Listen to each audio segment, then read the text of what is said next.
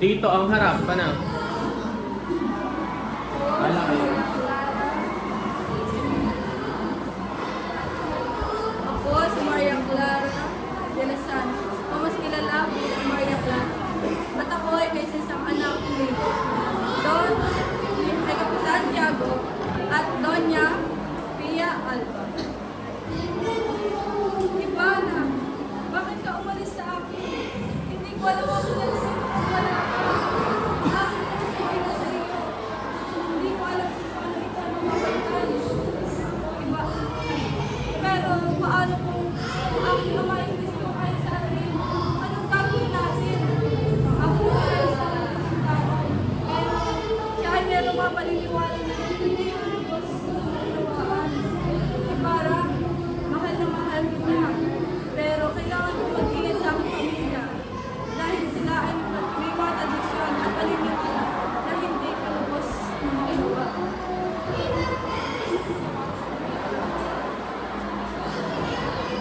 Ako si Itay, ang magandang kaibigan ni Maria Clara at tumutugtog ng kal. Hey Maria Clara, hindi ko akalaing napakaganda ng pista ito. Napakadami natin kita, napakarami rin mga pagkain. Pero ang higit sa lahat, natutuwa ako na kasama tayo. Sabi ko na sa inyo, na kapag tayo ay dito kasama, walang lungkot, ipasok sa ating puso. Ano yun? Ang sayaw natin mamaya habang tayo. Ako si Itay, ang kaibigan ni Maria Clara. Ay Maria Clara, bakit ka nagpakasal sa isang lalaking hindi mo mahal? Bakit ka nagpakasal sa isang lalaking mayaman at di kapangyarihan lamang? Pero hindi ka mahal.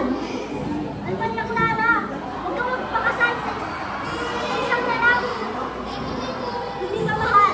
Mahal kita, Maria Clara! Mahal kita!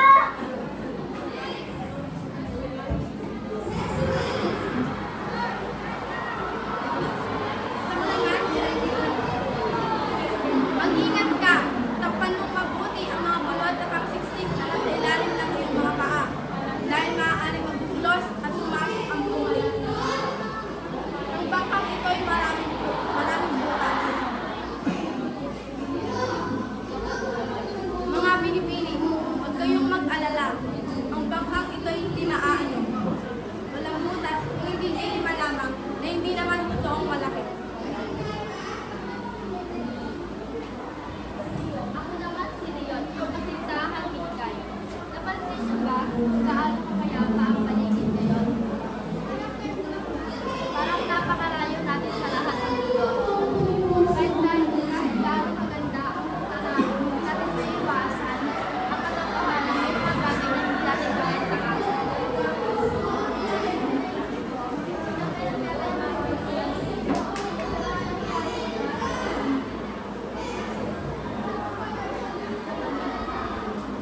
Ang gagawa na lang natin ay samantalahin ang mga oras sa musika at musika.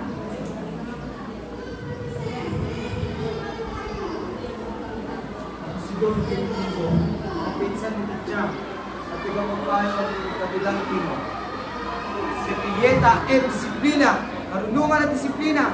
Ang edukasyon ay dapat nagtuturo ng pagsunod, hindi ng pag-alsa. Ang mga kabataan ngayon, mas iniisip na matalino pa sila kaysa sa mga matatanda. Dahil lamang sa pagbabasa ng ilang punyeto, ignoransya non excusa. Ang edukasyon, ang paggalang ay alamang walang paggalang ay mapanganib. Kaya nga lagi kong sinasabi na ituro na maayos ang Latin. O si Alfonso Hernández. Ilang buwan na akong nakasakay sa barko at binati ako ng mga taong walang pinag-aralan. Hindi sila tulad ko. Ako ay mayaman at pinakamahusay sa aking pamilya. Sila naman ay mahirap, mga Indio. Ang mga Kastilang katulad ko ay walang pake para sa katulad nila. Naku, Padre Damaso, kumusta ko? Kakarating ko lamang dito sa isla. Ha? Hindi mo ako kilala? Ako ang inaanak ng iyong bayaw. Ako si Alfonso Linares. Ako si Andong. Matanda na at mayroong simpleng pag-iisip. Mayroon akong malalim na pagmamahal sa aking bayan at sa aking mga kababayan. Mayroon akong pagtalisaya sa mga abusadong Espanyol sa mga Pilipino. Mayroon akong katapangan na magsalita ng aking saloobin at damdamin. Bayan ng Pilipinas! Ikaw ay bayan ng mga ulol, ng mga tanga, ng mga duwag. Ikaw ay bayan na hindi marunong magmahal, na hindi marunong magpasalamat, na hindi marunong magpakamatay para sa kanilang kalayaan. Ang mga Espanyol ay nagkakali sa atin. Ang mga Kastila ay nagpapahirap sa atin. Ang mga Fraile ay nagpapakain sa atin ng salita ng Diyos. Ngunit hindi nila sinasabi na ang Diyos ay nagmamahal sa atin, na ang Diyos ang nagpapakamatay para sa atin. Ako si Andong. Ako ay isang Pilipino. Ako ay isang ulol, isang tanga, isang duwag. Ngunit may isang bagay na hindi ko ibibigay sa mga Espanyol, sa Kastila, o maging sa mga Fraile. Ito ay ang aking kaluluwa. Ako naman si Don Primitivo, ang pinsan ni Trisyang at tagapagpayo ni Kapitan Tino. Naniniwala akong sina San Pedro at Kapitan Tiago ang mananalo sa pag-usapon sa langit. Ako'y galit na galit kay Don Martin. Siya rin ang nagwika na walang pangaakit sa langit. Tandaan ninyo, ang pagkatalo ay nagdudulot ng kalungkutan. Tandaan ninyo aking mga kasama. Bawang kaligayahan lamang ang ating mga lugan sa kalamitan.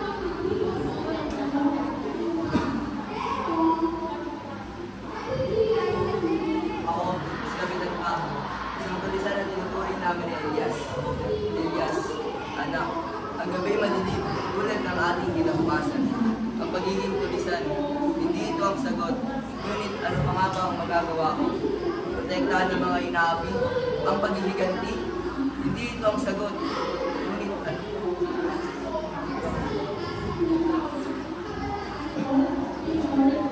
Ang Pinas.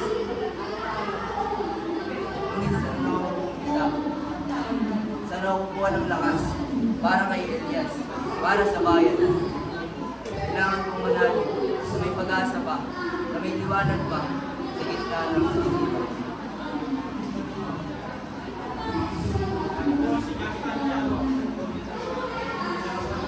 Bilang katalinuhan ng mahalaga, kaibigan, ang pagsunod sa simbahan, ang pagiging nakadiyos, yan ang dapat sa alam-alam. Hindi ko maaaring ipagkatiwala ang aking anak sa isang lalaki. May mga kaisipan ang maaaring salimat sa mga aral ng simbahan ng ating mahal na simbahan. Kapag sinabi ng ating mahal na galang-galang na Fraile na hindi siya narama, sino ba nang nakapara sa atin?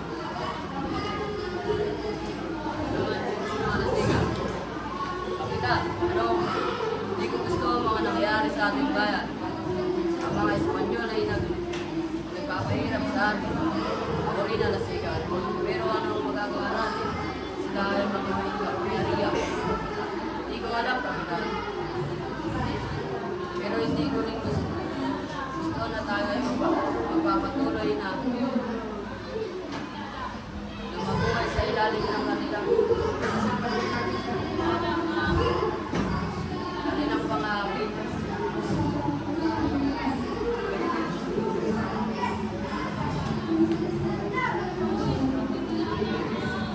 Ako naman si Ida. Ako ay isang anak sisa. Hindi namin alam kung saan tayo papupunta. Pero ang mahalaga ay ang ating mga ginagawa. Ang pinaglakbay na ito. Ang ating mga anak, sila ang ating mga alaala. Sila ang ating mga pag-asa. Pero bakit sila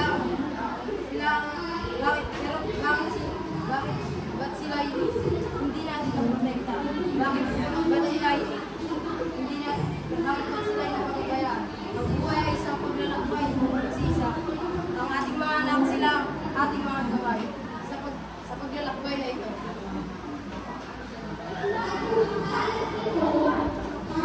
Siguro sa putahe, ang buwak sa naroroon, ang maputi at maganda, kabuo, hindi ko man nalaman ng inyong. Inilagay ko to sa ilalim ng dahon. iyo. Tignan mo, wala ako, pero bibigay ko sa iyo kung makikita mo ang buo ng asawa ko.